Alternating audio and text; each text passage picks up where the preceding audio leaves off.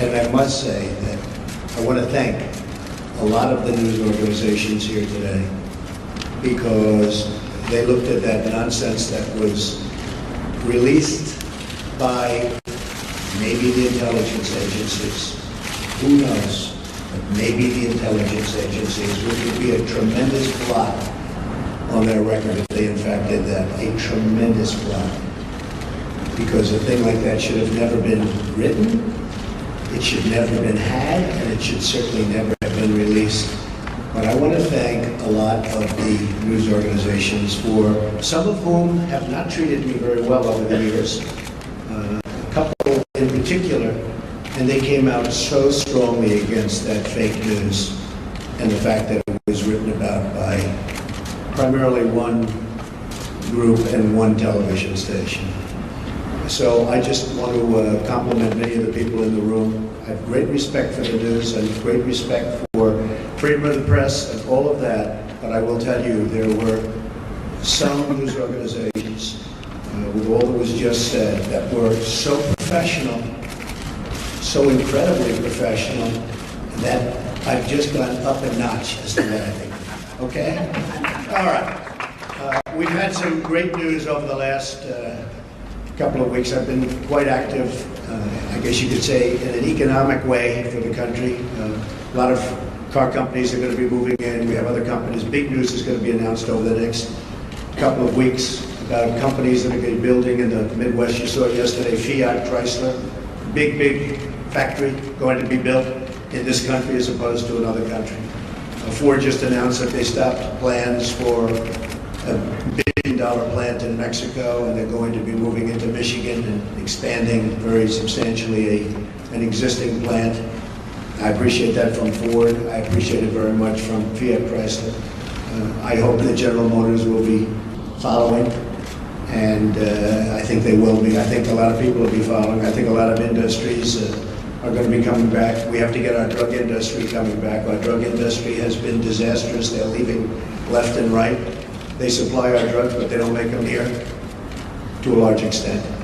And the other thing we have to do is create new bidding procedures for the drug industry, because they get away with murder. Pharma has a lot of lobbies, a lot of lobbyists, and a lot of power. And there's very little bidding on drugs. We're the largest buyer of drugs in the world, and yet we don't bid properly. And we're going to start bidding, and we're going to save billions of dollars over a period of time. And we're going to do that with a lot of other industries. I'm very much involved with the generals and admirals on the airplane, the F-35. You've been reading about it. And it's way behind schedule and many billions of dollars over budget. I don't like that. And the admirals have been fantastic. The generals have been fantastic. I've really gotten to know them well. And we're going to do some big things on the F-35 program and perhaps the F-18 program. And we're going to get those costs way down, and we're going to get the plane to be even better, and we're going to have some competition, and it's going to be a beautiful thing. So we've been very much involved, and other things. We had Jack Ma, we had so many incredible people coming here. Mr. Arnaud, they're going to do tremendous things in this country. And they're very excited. And I will say, if the election didn't turn out the way it turned out, they would not be here, they would not be in my office, they would not be in anybody else's office. They'd be building and doing things in other countries. So there's a great spirit going on right now, a spirit that many people have told me they've never seen before, ever. We're going to create jobs. I said that I will be the greatest jobs producer that God ever created. And I mean that. I really we're going to work very hard on that. We need certain amounts of other things, including a little bit of luck. But I think we're going to do a real job, and I'm very proud of what we've done, and we haven't even gotten there yet. I look very much forward to the inauguration. It's going to be a beautiful event. We have great talent, tremendous talent, and we have all of the bands, or most of the bands, from the different segments of the military. And I've heard some of these bands over the years. They're incredible. We're going to have a very elegant day. The 20th is going to be something that will be very, very special, very beautiful. And I think we're going to have massive crowds because we have a movement. It's a movement like the world has never seen before. It's a movement that a lot of people didn't expect. And even the polls, although some of them did get a secretary, but many of them didn't. That was a beautiful scene on November 8th as those states started to pour in. He's fantastic. We focused very hard on those states, and they really reciprocated. And those states are going to have a lot of jobs, and they're going to have a lot of security. They're going to have a lot of good news for their veterans. And by the way, speaking of veterans, I appointed today the head secretary of the Veterans Administration, David Shulkin, and we'll do a news release in a little while. I'll tell you about David. He's fantastic. He's fantastic. He will do a truly great job. One of the commitments I've made is that we're going to straighten out the whole situation for our veterans. Our veterans have been treated horribly. They're waiting in line for 15, 16, 17 days. Cases where they go in and they have a minor, early stage form of cancer and they can't see a doctor. By the time they get to the doctor, they're terminal, the top of the line. It's not going to happen, the absolute, it's not going to happen top of the line. And they're going to get together with their great doctors. Dr. Toby Cosgrove, as you know, from the Cleveland Clinic, has been very involved.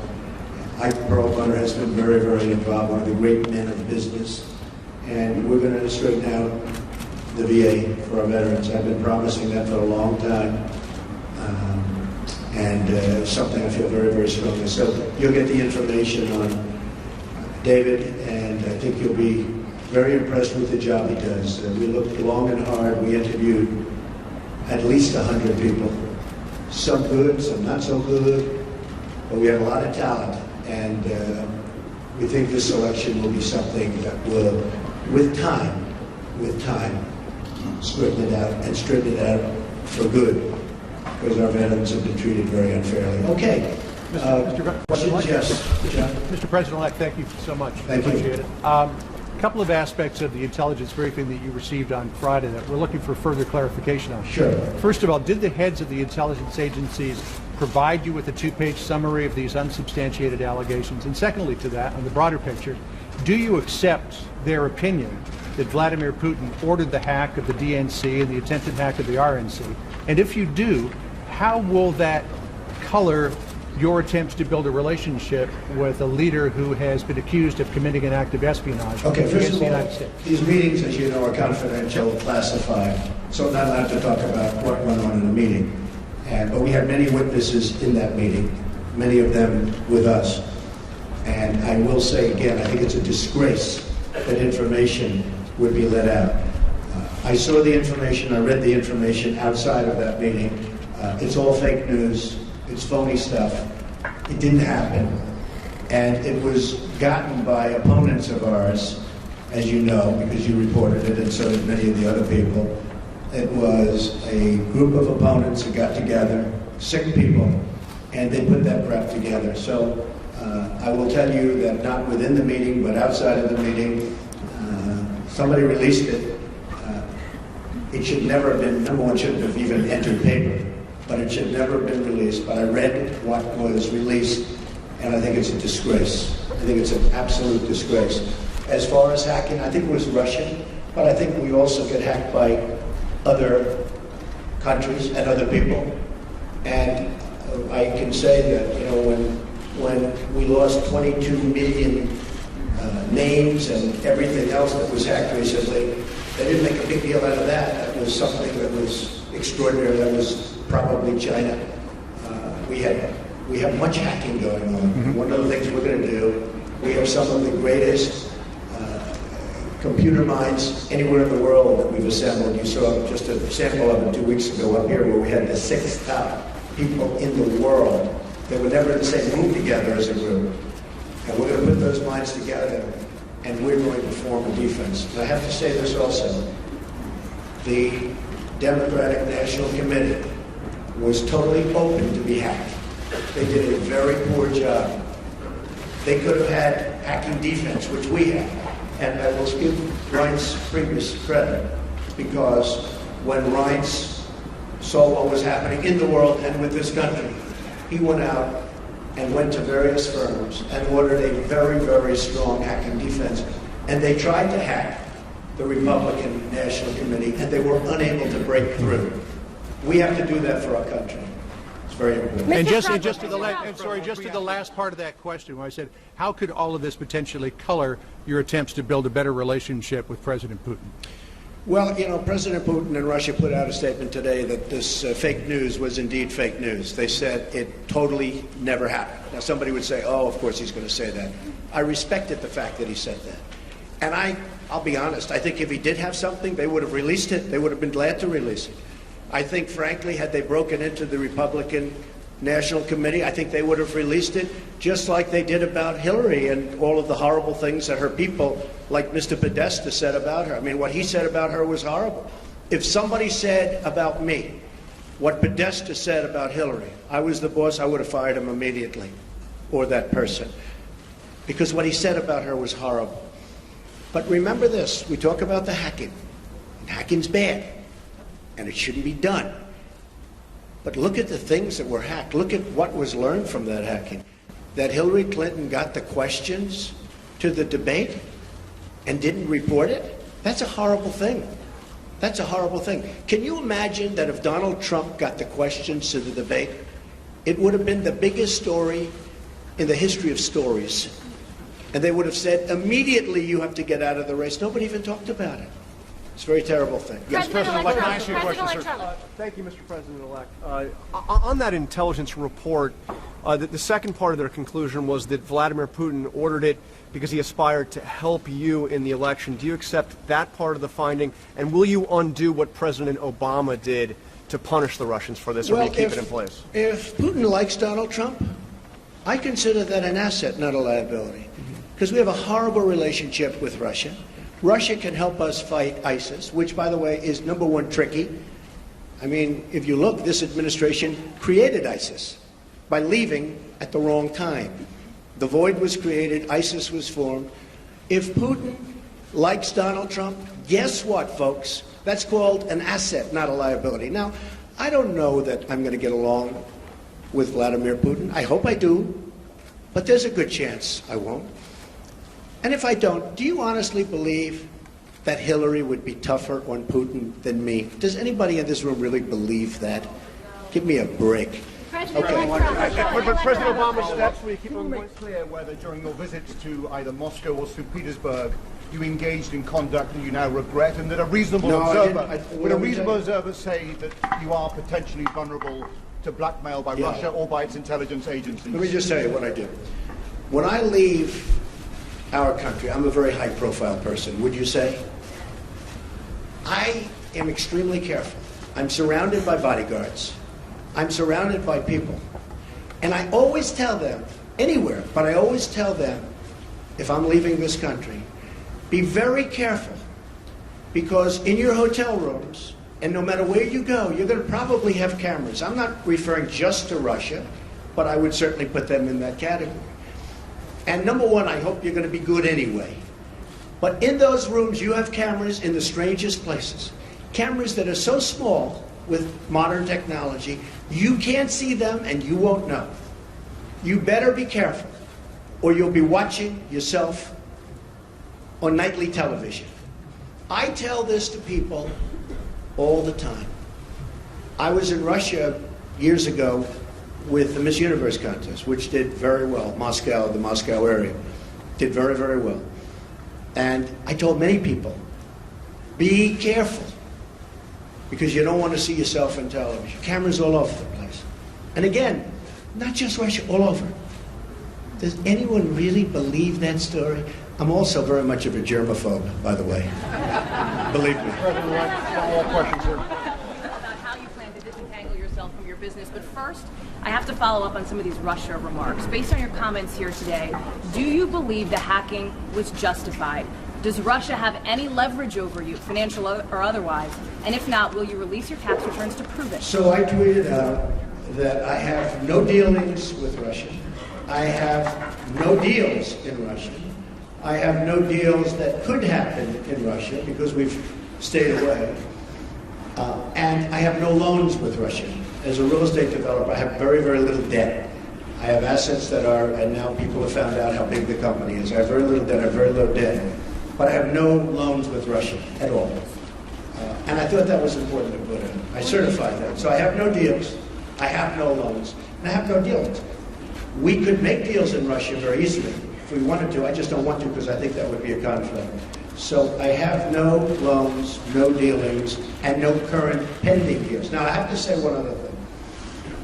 Over the weekend, I was offered $2 billion to do a deal in Dubai with a very, very, very amazing man, great, great developer from the Middle East, Hussein Damak, a friend of mine, great guy, and was offered $2 billion to do a deal in Dubai, number of deals. And I turned it down. I didn't have to turn it down, because as you know, I have a no conflict situation because I'm president, which is, I didn't know about that until about 3 months ago, but it's a nice thing to have. But I don't want to take advantage of something. I have something that others don't have. Vice President Pence also has it. I don't think he'll need it. I have a feeling he's not going to need it. But I have no conflict of interest provision as president. It was many, many years old. This is for presidents, because they don't want presidents getting, I understand, they don't want presidents getting tangled up in minutia. They want a president to run the country. So I could actually run my business. I could actually run my business and run government at the same time. I don't like the way that looks, but I would be able to do that if I wanted to. I'd be the only one that would be able to do that. You can't do that in any other capacity. But as a president, I could run the Trump Organization, great, great company, and I could run the company. I think the country, I do a very good job, but I don't want to do that. Now, all of these papers that you see here, yes, go I just ahead. wanted to follow up on that before we Sure. get to conflicts. Do you believe the hacking was justified, and will you release your tax returns to prove what you're saying about no deals in Russia? Well, not releasing tax returns, because as you know, they're under audit. But every president since the 70s has had Oh, a gee, I've required never audit heard from the that. IRS. The Gee, last I've never 6 heard have that. released them. But as I've never heard president, that. sir, as You know, you're the only taking one that cares office, about my tax returns are the reporters. Okay? you don't think the They're American the ones public is that- concerned No, about I don't that? think so. I won. Do you believe When the I became hacking? president. No, I don't think they care at all. I don't think they care at all. I think you care. I think you care. First of all, you learn very little from a tax return. What you should do is go down to federal elections and take a look at the numbers. And actually, people have learned a lot about my company, and now they realize my company is much bigger, much more powerful than they ever thought. We're in many, many countries, and I'm very proud of it. And what I'm going to be doing is my 2 sons, who are right here, Don and Eric, are going to be running the company. They are going to be running it in a very professional manner. They're not going to discuss it with me. Again, I don't have to do this. They're not going to discuss it with me. And with that, I'm going to bring up Sherry Dillon, and she's going to go, these papers are just some of the many documents that I've signed, turning over complete and total control. Mr. Trump, can we ask you some policy questions? Policy questions, sir. Trump, thank you, Mr. Trump. Trey Yanks with One American News. What is your response to your critics that say not only you, but also your cabinet is filled with conflicts of interest?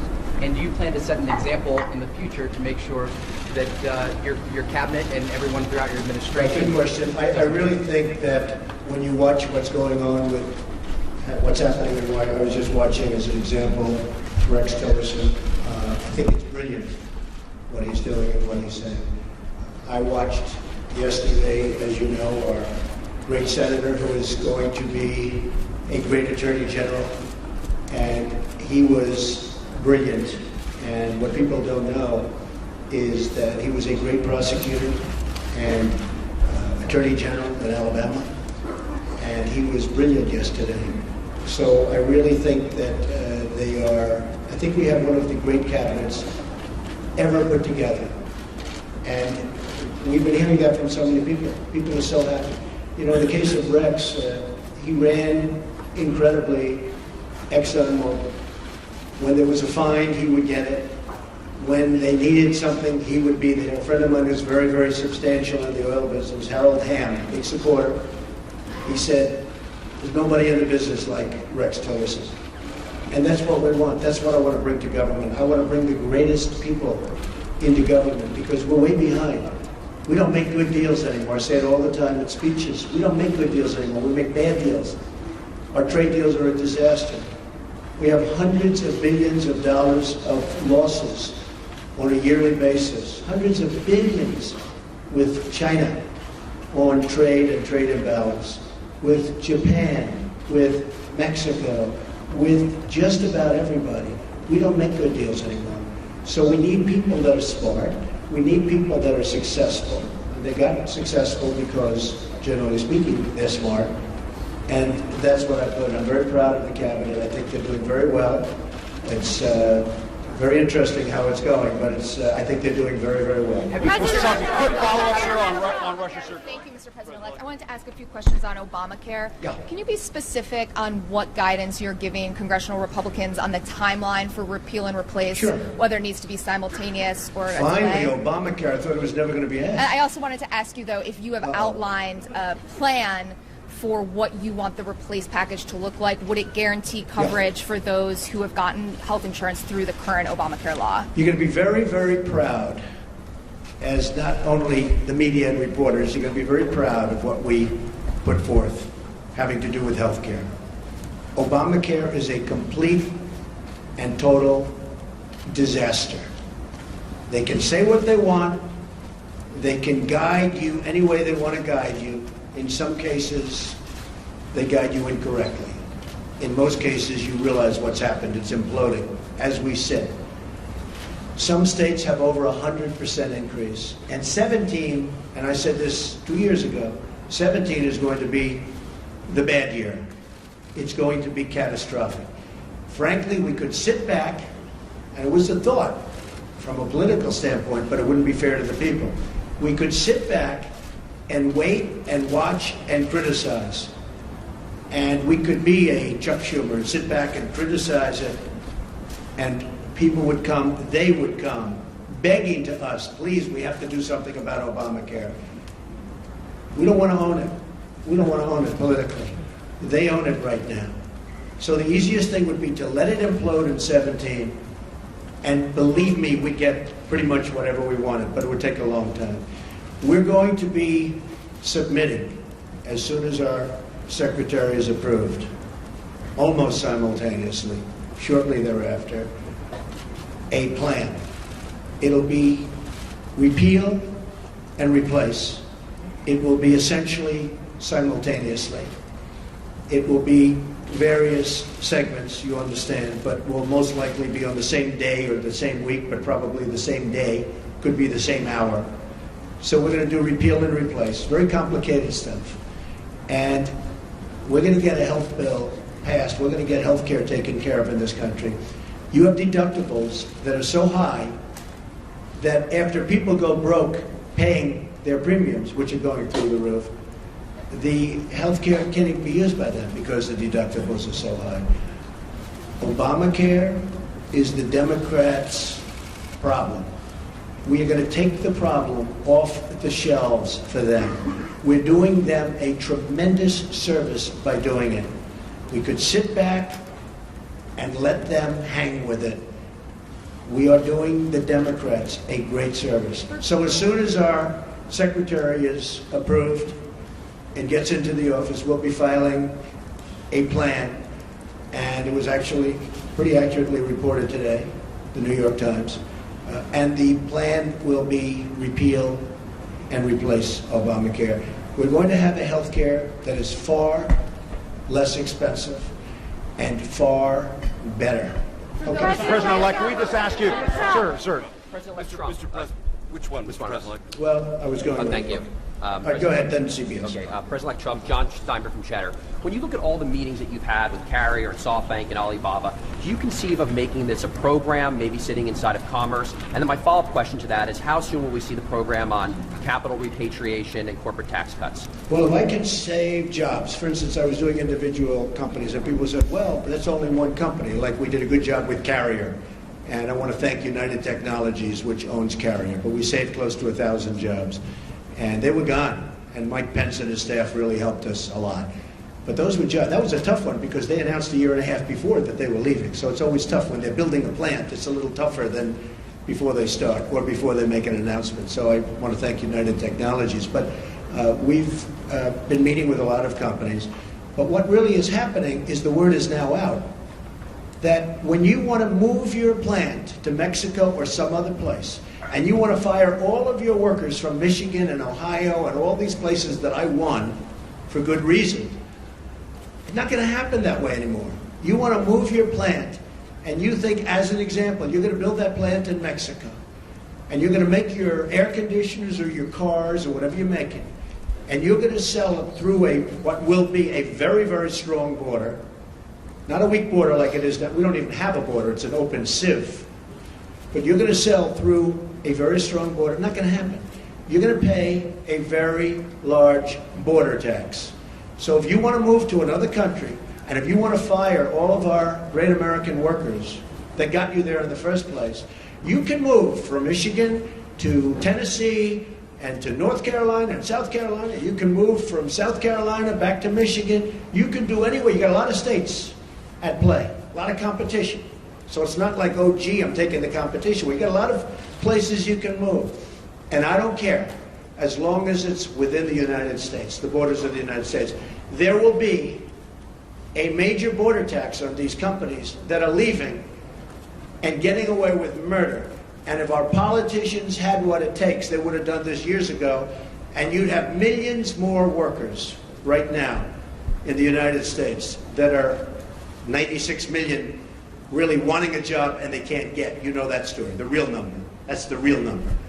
So that's the way it is. Okay, go ahead. President-elect, I have a question about the Supreme Court and the border Yes. security, but I also want you to ask you about something you said on Twitter this morning. Are we living in Nazi Germany? What were you driving at there? Do you have a problem with the intelligence community? And on the Supreme Court, what's your timeline? You said a while ago you were down to 4. Have you conducted those interviews yet? What's your timeline for nominating? And on the border fence, it now appears clear U.S. taxpayers will have to pay for it up front. What is your plan to get Mexico to pay for it? I got it. You have any more? That's it. On the fence. It's not a fence, it's a wall. You just misreported it. We're going to build a wall. I could wait about a year and a half until we finish our negotiations with Mexico, which will start immediately after we get to office, but I don't want to wait. Mike Pence is leading an effort to get final approvals through various agencies and through Congress for the wall to begin. I don't feel like waiting a year or a year and a half. I'm going to start building. Mexico, in some form, and there are many different forms, will reimburse us, and they will reimburse us for the cost of the wall. That will happen. Whether it's a tax or whether it's a payment, probably less likely that it's a payment, but it will happen. So remember this, okay? I would say we are going to build a wall, and people would go crazy. I would then say, who's going to pay for the wall? And people would all scream out, 25, 30,000 people, because nobody's ever had crowds like Trump has had. You know that. You don't like to report that, but that's okay. Okay, now he agrees. Finally, he agrees. But I say, who's going to pay for the wall? And they will scream out, Mexico. Now, reports went out last week, oh, Mexico's not going to pay for the wall because of a reimbursement. What's the difference? I want to get the wall started. I don't want to wait a year and a half until I make my deal with Mexico. So, and we probably will have a deal sooner than that. And by the way, Mexico has been so nice. So nice. I respect the government of Mexico. I respect the people of Mexico. I love the people of Mexico. I have many people from Mexico working for me. They're phenomenal people. The government of Mexico is terrific. I don't blame them for what's happened. I don't blame them for taking advantage of the United States. I wish our politicians were so smart. Mexico has taken advantage of the United States. I don't blame the representatives and various presidents, etc., of Mexico. What I say is we shouldn't have allowed that to happen. It's not going to happen anymore. So in order to get the wall started, Mexico will pay for the wall, but it'll be reimbursed. Okay? Supreme Court judge. So, as you know, I have a list of 20. I've gone through them. We've met with numerous candidates. They're outstanding in every case. They were largely recommended and highly recommended by Federalist Society. Jim DeMint was also very much involved in his group, which is fantastic, and he's a fantastic guy. So between Leo and Jim DeMint and some senators and some Congress people, we have a great group of people.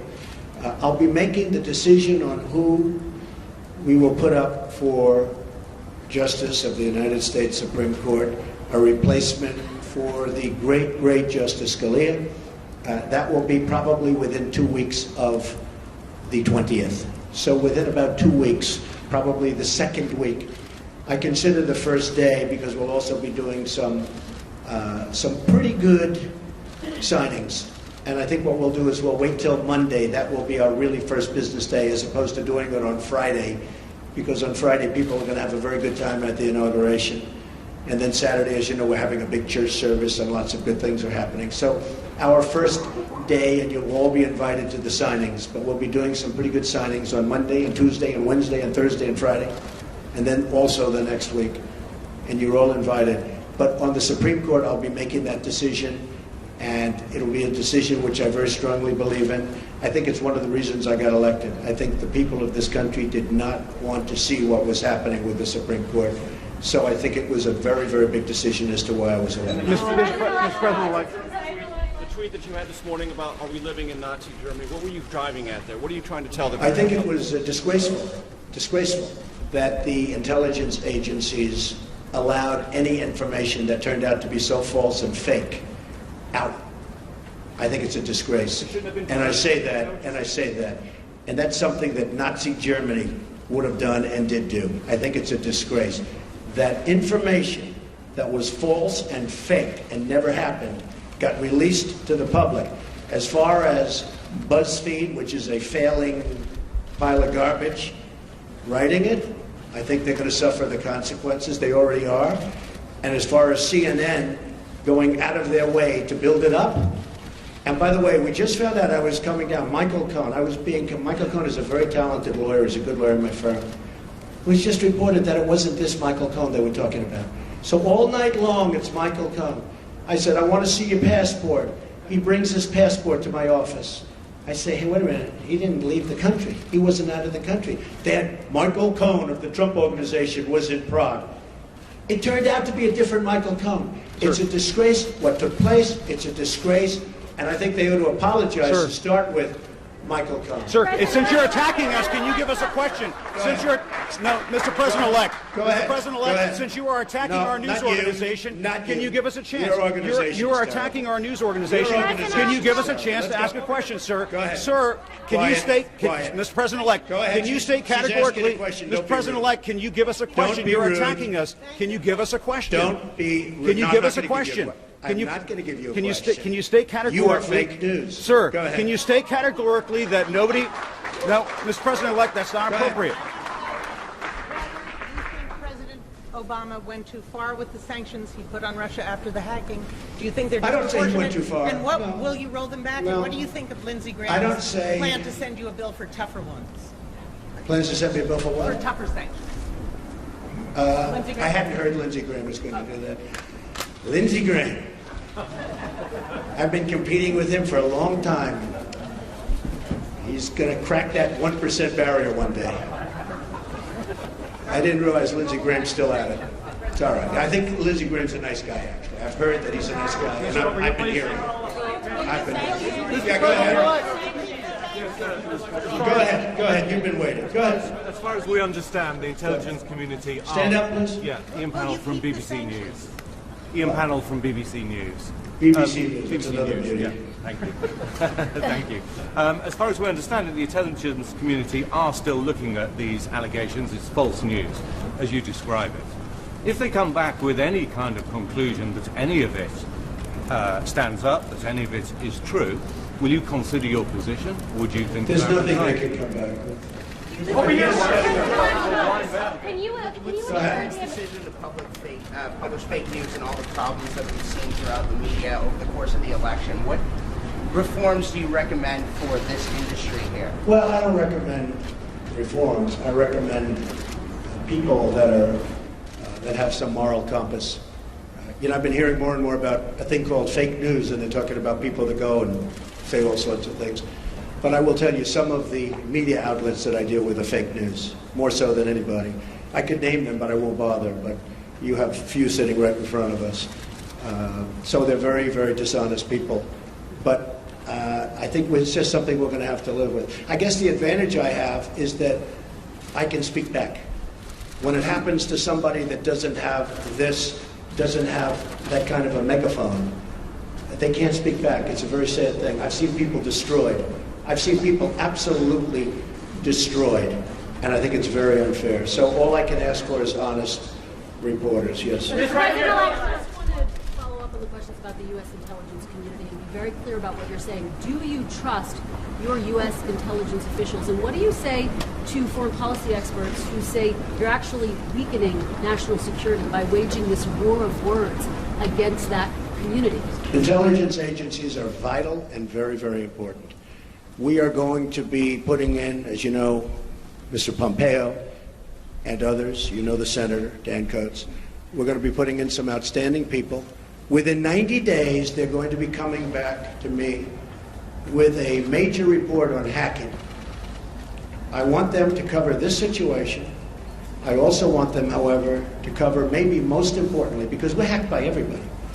You know, the United States, our government, out of a list of 17 in terms of industries, is the worst. It's number 17 in terms of protection. If you look at the retail industry, if you look at the banking industry, various industries, out of 17 industries, they put this in the category of an industry, the United States is last in terms of protecting, let's say, hacking defense. Like we had a great hacking defense at the Republican National Committee. That's why we weren't hacked. By the way, we were told they were trying to hack us, but they weren't able to hack. And I think I get some credit because I told Reince, and Reince did a phenomenal job, but I said, I want strong hacking defense. The Democratic National Committee didn't do that. Maybe that's why the country runs so badly that way. But I will tell you, wait, let me finish. Within 90 days, we will be coming up with a major report on hacking defense. How do we stop this new phenomena, fairly new phenomena? Because the United States is hacked by everybody. That includes Russia and China and everybody. Everybody. Okay. Go ahead. Mr. President-elect, you said just now that you believe that Russia indeed was responsible for the hacking of the DNC and John Podesta's emails, etc. Well, Russia, but you know what? Could have been others also. But why did you spend weeks undermining the U.S. intelligence community before simply getting the facts and then making a public statement? Well, I think it's pretty sad when intelligence reports get leaked out to the press. I think it's pretty sad. First of all, it's illegal. You know, these are classified and certified meetings and reports. I'll tell you what does happen. I have many meetings with intelligence, and every time I meet, people are reading about it. Somebody's leaking it out. So then I said, maybe it's my office. Maybe my office. Because I have a lot of people, a lot of great people. Maybe it's them. And what I did is I said, I won't tell anybody. I'm going to have a meeting, and I won't tell anybody about my meeting with intelligence. And what happened is I had my meeting. Nobody knew, not even Rona, my executive assistant for years. She didn't know, I didn't tell her. Nobody knew. The meeting was had, the meeting was over, they left, and immediately the word got out that I had a meeting. So, I don't want that. I don't want that. It's very unfair to the country, it's very unfair to our country, what's happened. That report should have never, first of all, it shouldn't have been printed, because it's not worth the paper it's written on. And I thank the New York Times for saying that. I thank a lot of different people for saying that, but I will tell you, that should never, ever happen. But okay. do you trust Mr. President-elect? ABC News. Thank you, Mr. President-elect. Can you stand here today, once and for all, and say that no one connected to you or your campaign had any contact with Russia leading up to or during the presidential campaign? And if you indeed do believe that Russia was behind the hacking, what is your message to Vladimir Putin right now? He shouldn't be doing it. He won't be doing it. Russia will have much greater respect for our country when I'm leading it than when other people have led it. you will see that. Russia will respect our country more. He shouldn't have done it. I don't believe he'll be doing it more. Now, we have to work something out, but it's not just Russia. Take a look at what's happened. You don't report it the same way. 22 million accounts were hacked in this country by China. And that's because we have no defense. That's because we're run by people that don't know what they're doing. Russia will have far greater respect for our country when I'm leading it. And I believe, and I hope, maybe it won't happen, it's possible, but I won't be given a little reset button like Hillary. Here, press this piece of plastic. Guy looked at her like, what is she doing? There's no reset button. We're either going to get along or we're not. I hope we get along, but if we don't, that's possible too. But Russia and other countries, including China, which has taken total advantage of us economically, totally advantage of us in the South China Sea by building their massive fortress. Total. Russia, China.